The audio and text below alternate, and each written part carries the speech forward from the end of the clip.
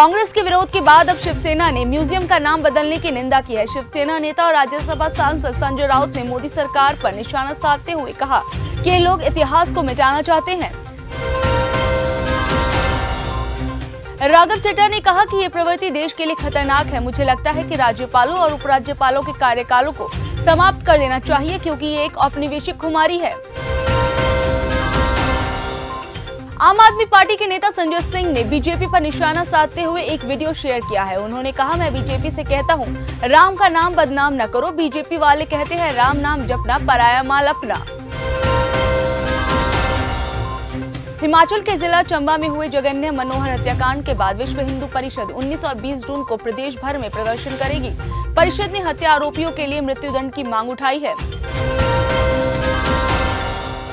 शिवसेना नेता ने कहा कि पंडित नेहरू ने देश को बनाने में योगदान दिया है। उन्होंने आजादी की लड़ाई में भी योगदान दिया था। उन्हीं के नाम पर Pandit Jawaharlal Nehru prime minister museum हो सकता था, लेकिन आप लोग इतिहास को खत्म करना चाहते हैं।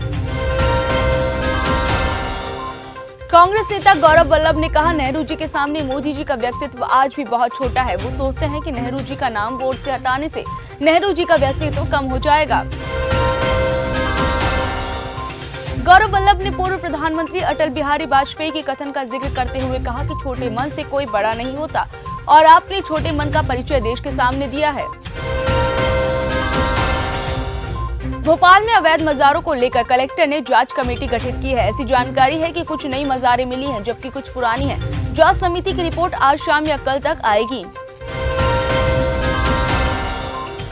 प्रधानमंत्री नरेंद्र मोदी 21 से 24 जून तक अमेरिका के दौरे पर रहेंगे। मेरे लिए प्रेरणा है पीएम मोदी। कार में एन मोदी नाम की नंबर प्लेट लगाकर बोला एनआरआई। चंबा में मनोहर हत्याकांड ने पूरे प्रदेश को झकझोर कर रख दिया है। इस बीच हिमाचल में बीजेपी ने मृतक मनोहर के परिवार को 5 लाख रुपए देने की घोषणा की है। SC/ST आयोग के सामने भी उठाएगी मामला। पश्चिम बंगाल में पंचायत चुनाव के बीच लगातार हिंसा की खबरें सामने आ रही हैं। एक दिन पहले ही बीरभूम में टीएमसी दफ्तर के पीछे घर से 20 बम बरामद हुए थे। All India Muslim personal law board ने समान नागरिक संहिता पर विधि आयोग के सुझाव मांगे जाने को लेकर अपनी तीखी प्रतिक्रिया दी है। बोर्ड ने कहा कि भारत में इस तरह का कानून बनाना बेवजह देश के संसाधनों को बर्बाद करना है और इस समाज में बेवजह अराजकता का माहौल बनाएगा। सुप्रीम कोर्ट ने रेलवे को राहत देते हुए बड़ा फैसला सुनाया है, जिसके तहत अगर आपका कोई सामान या पैसे चोरी होते हैं तो आप इसके लिए रेलवे को जिम्मेदार नहीं ठहरा सकते, बल्कि आपको खुद ही अपने पैसे और सामान का ध्यान रखना होगा। दिल्ली पुलिस ने पॉक्सो के मामले में ब्रजभूषण शरण सिंह के खिलाफ केस दर्ज करने की बात कही है। वहीं दूसरी चार्जशीट में पुलिस ने कई सबूत कोर्ट में रखे हैं।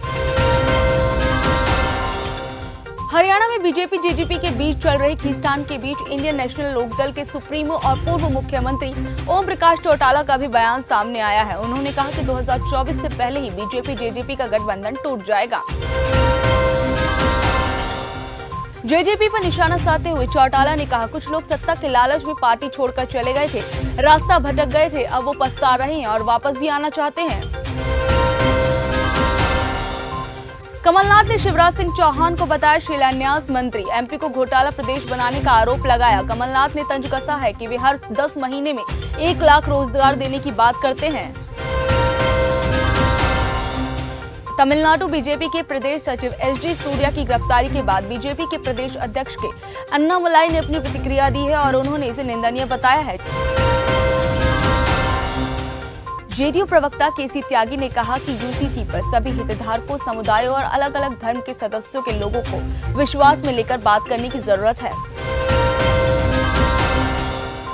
मणिपुर में करीब 1.5 महीने बाद भी हिंसा थमने का नाम नहीं ले रही है। केंद्र और राज्य सरकार की शांति की अपील के बावजूद मणिपुर में मैतेई और कुकी जनजाति के बीच जातीय हिंसा जारी है।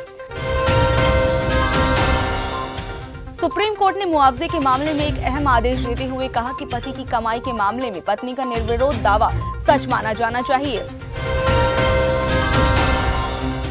शराब तस्करी के मामले में लंबे समय से फरार चल रहे प्रकाश भूषण हजारी को पुलिस ने गिरफ्तार कर लिया है। प्रकाश भूषण हजारी कुशेश्वर स्थान के जेडीयू विधायक अमन भूषण हजारी के चचेरे भाई हैं। पटना में अगले सप्ताह G20 कार्य समूह की बैठक के लिए आने वाले प्रतिनिधिमंडल का बिहार के लोकगीत एवं नृत्य से स्वागत किया जाएगा। गोपालगंज, भागलपुर और मुंगेर में हर दिन कई लोग हीट वेव की चपेट में आकर बीमार पड़ रहे हैं। पिछले 24 घंटे के दौरान इस भयानक गर्मी की चपेट में आने से 6 लोगों की मौत हो गई है। विपक्षी पार्टियों ने केंद्र सरकार पर सीबीआई और ईडी के दुरुपयोग का आरोप लगाते हुए अपने राज्य में बैन लगाने की कवायद शुरू कर दी है। इसकी शुरुआत तमिलनाडु की सरकार ने की है और अब बिहार में भी इसकी मांग उठने लगी है। इसी बीच इस मामले में राज्यसभा से बीजेपी सांसद किरोड़ी लाल मीणा का नाम सामने आ रहा है, जो इससे पहले संसद में यूसीसी कोर्ट के लिए प्राइवेट मेंबर बिल प्रपोज कर चुके हैं। एसबीआई चेयरमैन दिनेश कुमार ने 5,740 करोड़ रुपए का डिविडेंड चेक वित्त मंत्री निर्मला सीतारमण को सौंपा। खास बात यह है कि ये अभी तक का सबसे बड़ा डिविडेंड है। राजस्थान में हिजाब और घूंघट पर जंग तेज हो गई है। दरअसल राहत कैंप शिविर में घूंघट में आई एक महिला से मुख्यमंत्री अशोक गहलोत ने कहा, अब वो जमाना गया, घूंघट उठाइए। मुख्यमंत्री ने खुद महिला के सिर से घूंघट हटाया। वहीं कुछ दूरी पर खड़ी एक बुर्का पहनी हुई महिला से मुख्यमंत्री ने बुर्का हटाने के लिए नहीं कहा, जिसको लेकर अब विपक्षी दल के नेता सीएम पर कई सवाल खड़े कर रहे हैं। बीजेपी सांसद राज्यवर्धन सिंह राठौर ने सीएम अशोक गहलोत पर निशाना साधते हुए कहा। राज्यवर्धन ने ट्वीट किया कि कांग्रेस के सीएम को जबरदस्ती महिलाओं का घूंघट हटाना है, लेकिन उनकी बुर्की पर बोलती बंद हो जाती है। बीजेपी नेता लक्ष्मीकांत भारद्वाज ने वीडियो शेयर करते हुए ट्विटर पर लिखा, मुख्यमंत्री अशोक गहलोत जी कह रहे हैं घूंघट का जमाना गया। अब बात बिल्कुल सही है, पर खाली घूंघट का।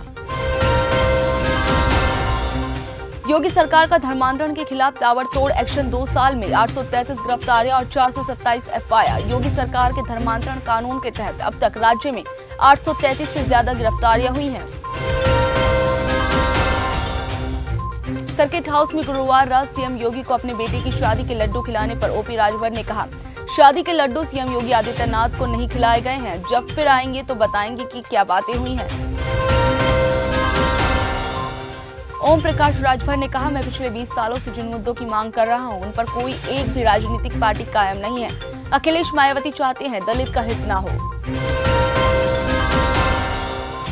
बीजेपी सांसद रमाशंकर कठेरिया का बेतुका बयान। कहा कि 2014 के पहले कांग्रेस सरकार में गरीब भूख से मरते थे, लेकिन 2014 के बाद से हमारी सरकार इतना दे रही है कि गरीब ज्यादा खाने से मर रहे हैं।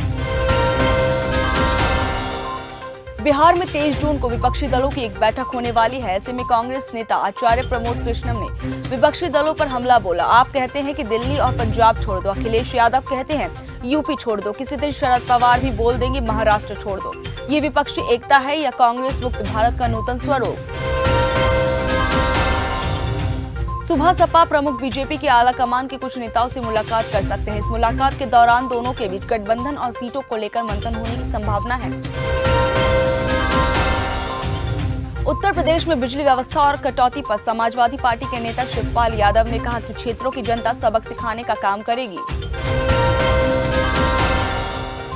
सपा प्रमुख अखिलेश यादव ने कांग्रेस के साथ यूपी में गठबंधन के तो संकेत दिए हैं, लेकिन उन्होंने इसके लिए एक शर्त रखी है। अखिलेश यादव का कहना है, जो पार्टी जिस राज्य में मजबूत है और जिसका संगठन जिस राज्य में सशक्त है, उसके नेतृत्व में वहां गठबंधन किया जाएगा। उत्तराखंड सरकार में मंत्री सतपाल महाराज ने बीजेपी प्रदेश अध्यक्ष महेंद्र भट्ट से बात की है। दोनों नेताओं के बीच बंद कमरे में बात हुई है, जिसके बाद कयासों का दौर शुरू हो गया है। मुख्यमंत्री शिवराज सिंह चौहान की घोषणाओं पर कमलनाथ ने उन्हें शिलान्यास मंत्री की संज्ञा दे डाली है। कमलनाथ ने तर्ज कसा है कि वो हर 10 महीने में 1 लाख रोजगार देने की घोषणा करते हैं। फिल्म आदिपुरुष सिनेमाघरों में शुक्रवार को रिलीज हो चुकी है। इस फिल्म को दर्शकों और क्रिटिक दोनों से ही अच्छे रिव्यू नहीं मिल रहे हैं। हर जगह फिल्म में वीएफएक्स और डायलॉग को लेकर आलोचना हो रही है। खासकर आदिपुरुष के हनुमान के डायलॉग को लेकर ट्रोल किया जा रहा है। वो डायलॉग है, कपड़े तेरे बाप का, आग तेरे बाप की, तेल तेरे बाप का, जलेगी भी तेरे बाप की। बिहार में दक्षिणी पश्चिमी मानसून की शुरुआत 12 जून से हो गई है। उत्तर बिहार के उत्तर पूर्व और उत्तर मध्य के कुछ जिलों में बारिश की शुरुआत हो चुकी है, लेकिन सभी शेष जिलों में तापमान में बेतहाशा वृद्धि के साथ भीषण गर्मी का प्रकोप लगातार जारी है।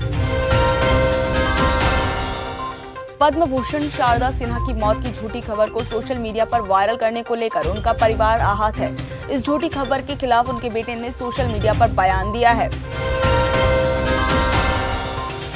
कैम्ब्रिज इंडिया कॉन्फ्रेंस में भारत में भूखे लोगों की संख्या में इजाफा होने पर बीजेपी ने आपकी मंत्री अतिशी को जमकर घेरा। बीजेपी ने कहा, आपको लगता है भारत रास नहीं आ रहा है। झारखंड के देवघर में स्थित प्रसिद्ध ज्योतिर्लिंग बाबा वैद्यनाथ मंदिर की दान पेटी से नोटों की गिनती की गई। इन दान पेटियों से भारतीय रुपया ही नहीं बल्कि अमेरिका और नेपाल का भी करेंसी मिला है। करीब 2 महीने के बाद ज्योतिर्लिंग बाबा वैद्यनाथ मंदिर के दान पेटियों को खोला गया है। मुख्यमंत्री हेमंत सोरेन ने शिक्षा विभाग के अधिकारियों की मीटिंग लेते हुए सख्त निर्देश दिए हैं। टीचर्स के लिए गुड न्यूज, अब किसी दूसरे काम में नहीं लगेगी ड्यूटी। सीएम ने किया बड़ा ऐलान। दिल्ली के मुख्यमंत्री अरविंद केजरीवाल ने दिल्ली सरकार द्वारा बनाए गए 8 विशिष्ट उत्कृष्टता स्कूल के 176 बच्चों ने नीट परीक्षा 2023 क्वालिफाई करने पर बधाई दी है। पाकिस्तान के प्रधानमंत्री नवाज शरीफ पार्टी की सेंट्रल जनरल काउंसिल की बैठक के दौरान पाकिस्तानी मुस्लिम लीग नवाज पार्टी का अध्यक्ष चुना गया है। इस दौरान उन्होंने पीएमएल-एन सुप्रीमो और पूर्व प्रधानमंत्री नवाज शरीफ को पाकिस्तान आने का आग्रह किया है।